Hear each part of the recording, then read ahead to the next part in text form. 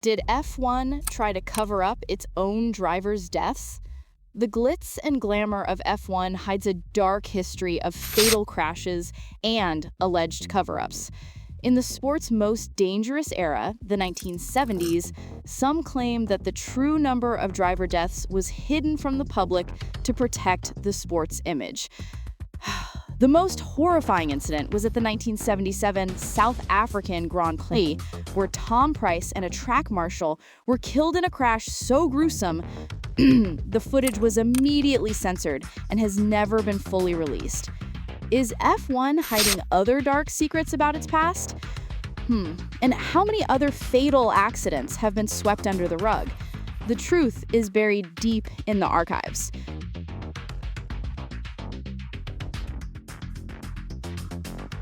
What if I told you a real-life spy ran an Formula One team?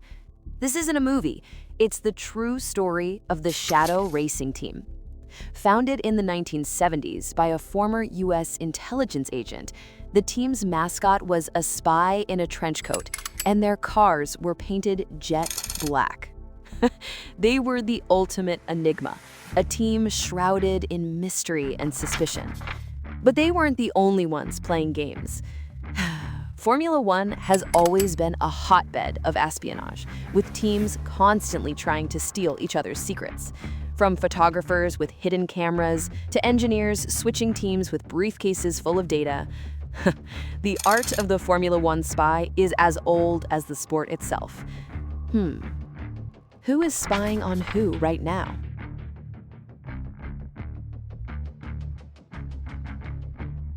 An F1 driver was once dangled from a moving car for spilling cocaine. That's not a movie scene. It's a true story from the dark side of Formula One. For decades, the sport was fueled by more than just high-octane gasoline. The pressure, the parties, the pain. It led some drivers down a dangerous path of substance abuse. While the sport projects a clean image today, the rumors of cocaine-fueled parties and performance-enhancing drugs have never truly gone away. With minimal drug testing in the past, what secrets are still buried? Is F1's squeaky clean reputation just a carefully constructed lie? The truth is more scandalous than you can imagine.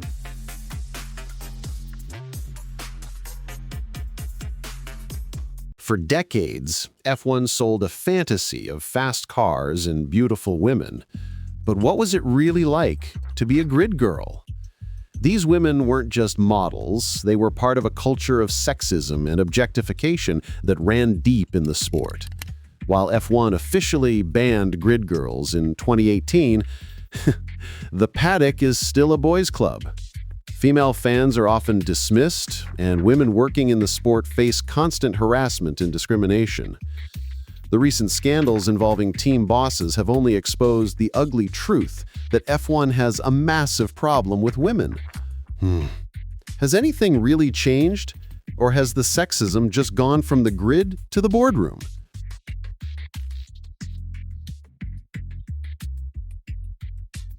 What if the biggest danger in F1 isn't crashing, but the car itself?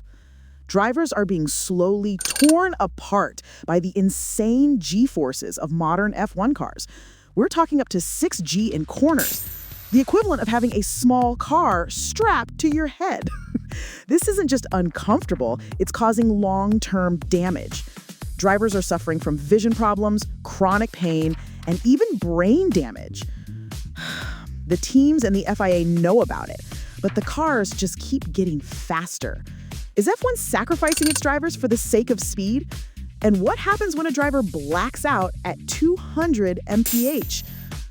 This is the silent killer that F1 doesn't want to talk about.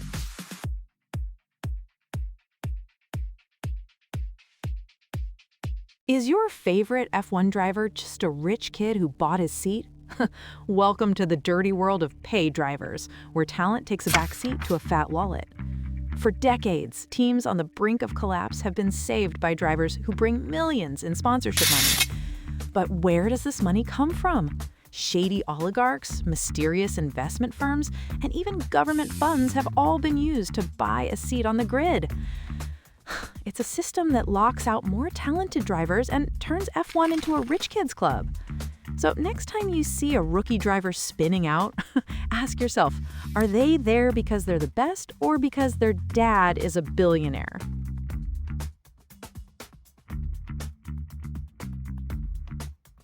What if F1 held secret races that were never televised? It sounds like a conspiracy theory, but ghost races are a real and shadowy part of F1's past. In the 1980s, during the height of the FISA-FOCA war, teams held non-championship races as a show of force against the governing body. These races were often held at obscure tracks with minimal safety and no media coverage. They were a high-stakes game of political chicken, where a driver could get seriously injured or even killed with no official record. How many of these secret races were there? And what other political power plays have been hidden from the public? The truth is out there, but F1 will never admit it.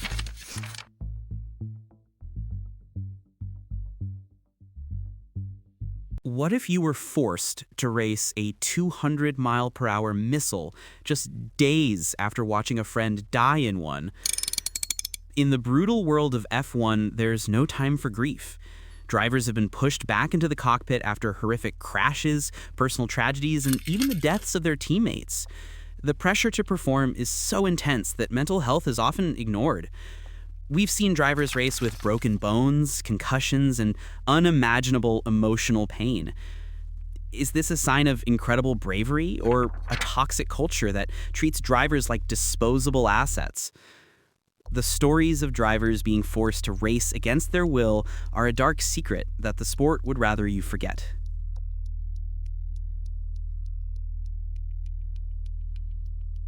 What if I told you that some of the most iconic F1 tracks are actually death traps?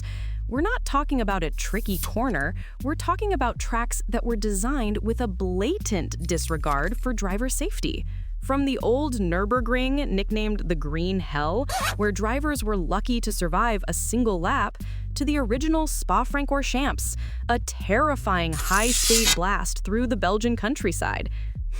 These tracks were built to be spectacular, not safe. And while modern F1 is obsessed with safety, the ghosts of these dangerous circuits still haunt the sport. How many more drivers have to die before F1 stops romanticizing its deadly past?